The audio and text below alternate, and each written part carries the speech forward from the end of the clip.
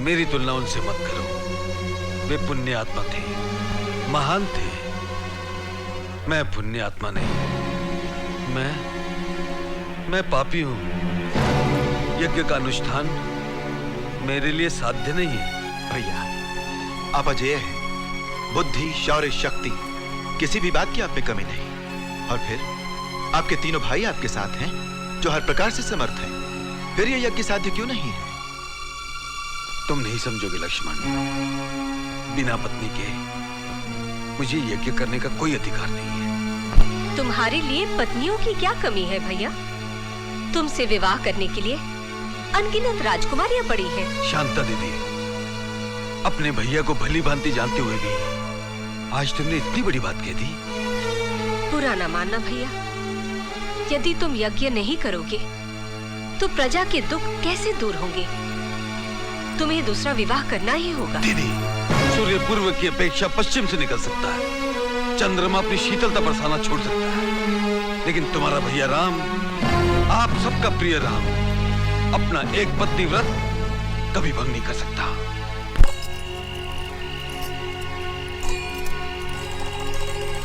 मैं नहीं पूछूंगा, तुम पूछो। नहीं नहीं, तुम पूछ। तुम पूछो ना। नहीं, तुम पूछ। तुम पूछो। नहीं, तुम पूछ। तुम पूछ। तुम पूछो। नहीं, तुम पूछ। तुम पूछो। नहीं, तुम पूछ। कितनी रात हो गई, सोए क्यों नहीं? नींद नहीं आ रही है क्या?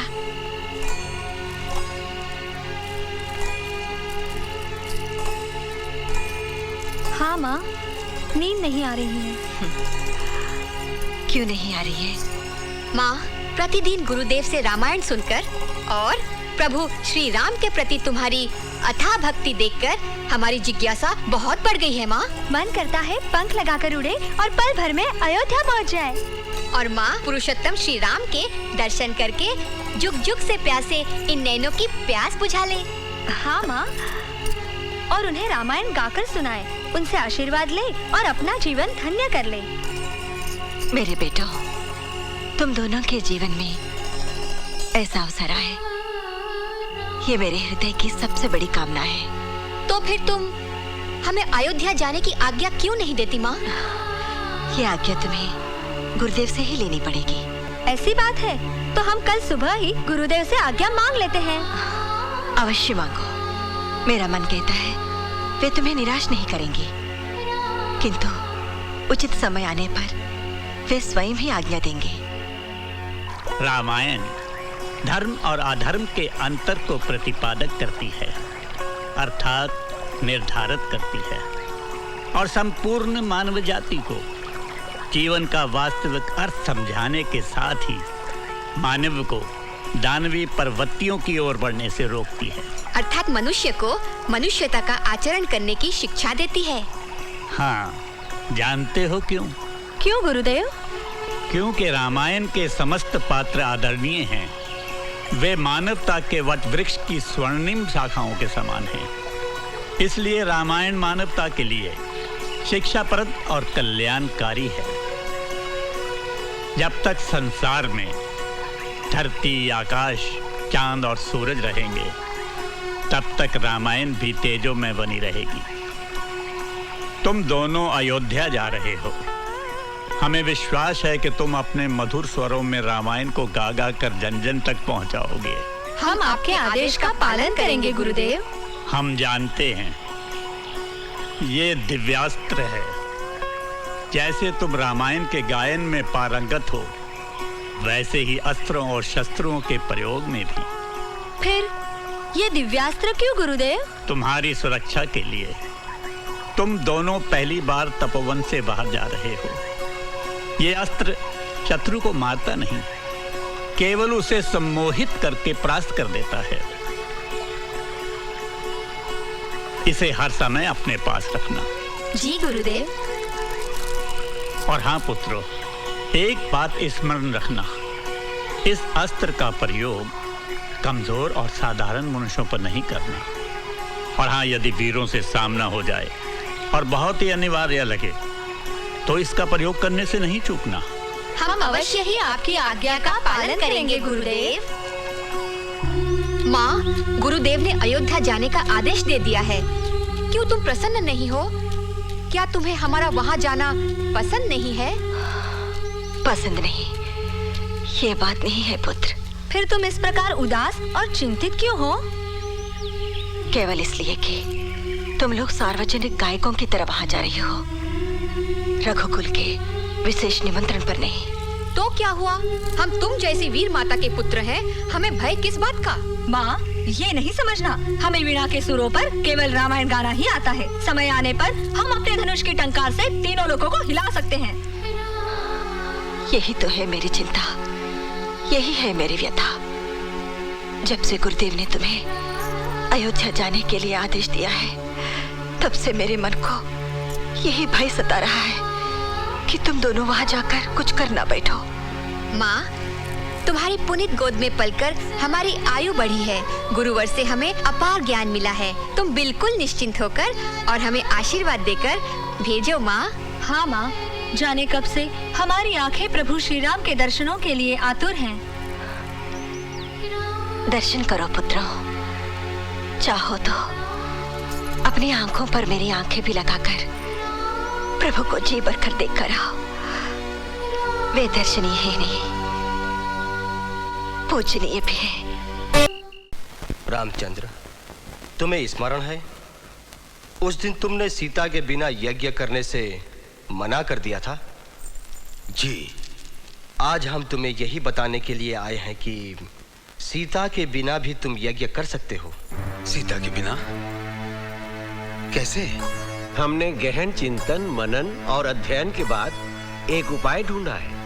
कौन सा उपाय?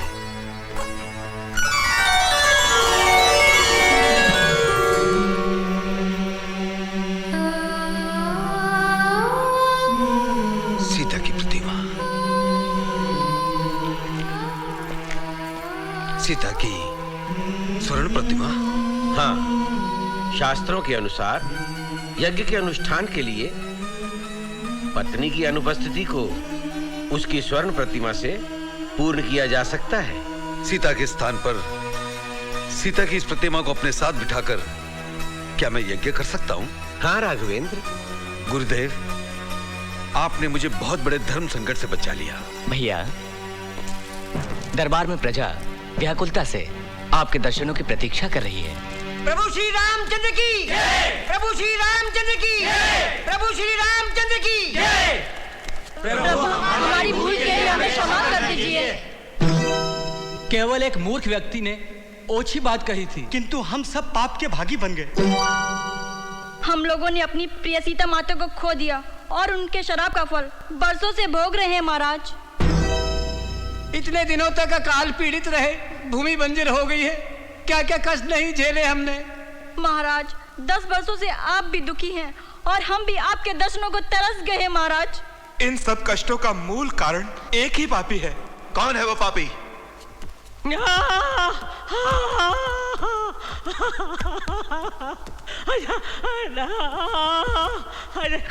महाराज, ये मेरा पति पचकौड़ी है। इसी ने ही परम पुनीता सीता मैया पर लालचन लगाया था, इसीलिए ईश्वर ने इसकी बाजा छीन ली। प्रभु, बरसों से ये अपने पाप का दंड भोग रहा है। प्रभु, बस करो पचकौड़ी, पछतावे के आंसुओं ने तुम्हारे सारे पाप धो दिए। सच है राघव, इनके जैसे होनहार सपूतों को छोड़कर कोई भी मां नहीं रह सकती। पुत्रों, तुम्हारी गायन से हमें बहुत आनंद मिला। ये लो तुम्हारा पुरस्कार।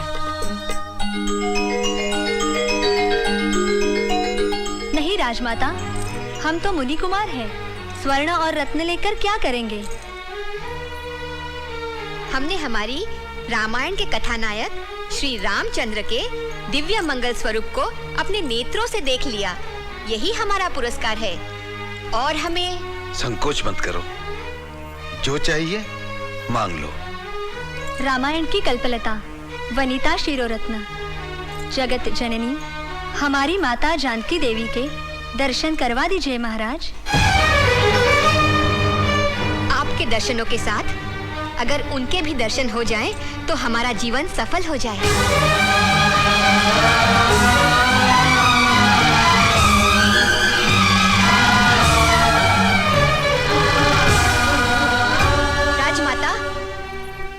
पुरुषोत्तम श्री राम चले क्यों गए? वे अपना मुंह क्यों छुपा रहे हैं? बोलो सीता, बोलो। मैं उन बालकों को क्या उत्तर दूं? क्या उत्तर दूं? बोलिए ना राजमाता, आप मौन क्यों हैं? क्या हम माता जानकी के दर्शन नहीं कर सकते? क्या हम पर उनके दर्शनों का प्रतिबंध है? हे जगत माता, एक बार बाहर आओ। हमें दर्शन दो। दर्शन दो सीता माता। जगत जननी, हमें दर्शन दो। जगत जननी, हमें दर्शन दो। हमें दर्शन दो। सीता माता, जगत जननी, हमें दर्शन दो। वो नहीं आएगी मुनि कुमारों, वो नहीं आ सकती। किंतु क्यों? क्योंकि वो यहाँ नहीं है। यहाँ नहीं है तो कहाँ गई? उन्हें वनवास दिया गया है। किसने दिया उन्हें वनवास? राजा राम ने, राजा राम की विवशता ने, उनके कठोर राजधर्म ने। क्या? राजा राम ने स्वयं माता जानकी को वनवास दिया? हाँ। सीता माता का इतना घोर अपमान? करुणा के सागर कहलाने वाले प्रभु श्री राम इतने कठोर? हम दिन रात जिनकी आराधना करते हैं वे इतने निष्ठुर? माता सीता के बिना श्री राम का चरित्र क्या है? माता जानकी के बिना रामायण में रस ही क्या रह जाता है? अकेले राम नाम से मुक्ति कैसे मिल सकती है? मोक्ष कैसे मिल सकता है? माता जानकी का त्याग करने वाले पत्थर से भी अधिक कठोर। हाँ, राम का नाम कभी नहीं लेंगे। आज के बाद हम कभी रामायण नहीं गाएंगे। अयोध्या में आना ही हमारी भूल थी, अब हम एक पल भी नहीं रुकेंगे। चलो भैया। सुनो, सुनो मुनि कुमारों, हमारी बात तो सुनो। नहीं, हमें अब कुछ नहीं सुनना।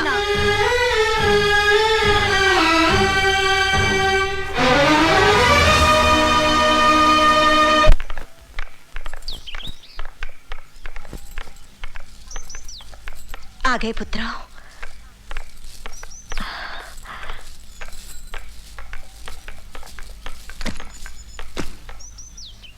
क्या हुआ लाओ? होना क्या है?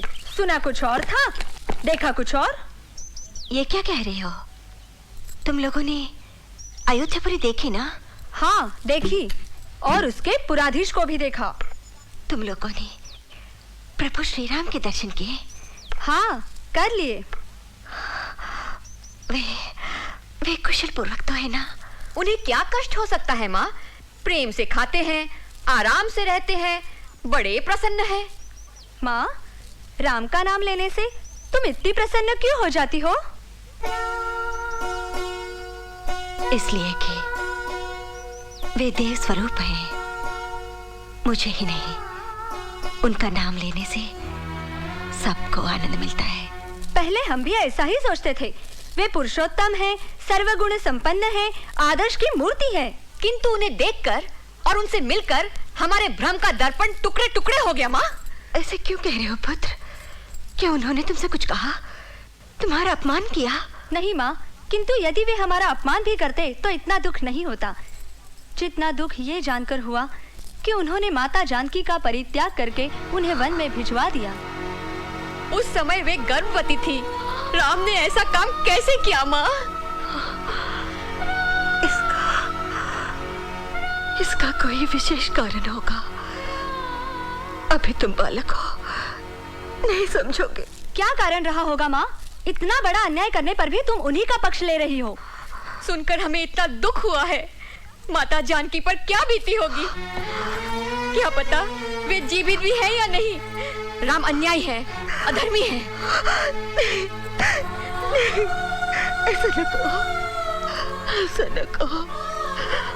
वे बड़े हैं, महान है, महापुरुष है। हाँ, महापुरुष, बड़े, महान, किस बात में? देह में, कद में या आयु में? सीता माता का परित्याग करने वाले कठोर राजा राम के लिए हमारे मन में कोई मान नहीं है। अब हमारे मुख पर उस अन्याय का नाम कभी नहीं आएगा। अब हम रामायण का गायन नहीं करेंगे, कभी नहीं करेंगे। राम पापी है माँ, पापी। नहीं, चुप करो। प्रणाम मुनिवर। कौन हो तुम? मैं अयोध्यापति श्री राम का दूत हूँ।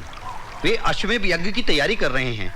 वे चाहते हैं कि आप अपनी शिष्य मंडली सहित पधारकर उन्हें कृतार्थ करें। श्री राम अश्वमेध यज्ञ कर रहे हैं। उनकी लोक पावनी भावना का हम आदर करते हैं। ईश्वर करे उनका ये यज्ञ सफल हो। हम आने का प्रयत्न करेंगे।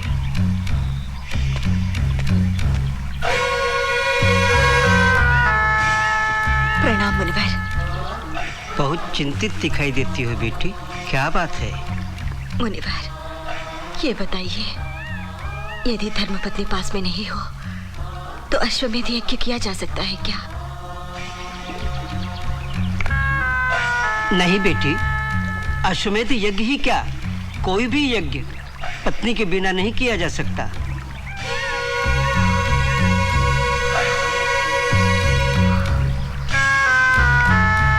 असंभव। किसी भी ब्रह्मचारी को अथवा पत्नी विहीन गृहस्थ को यज्ञ करने का अधिकार नहीं है।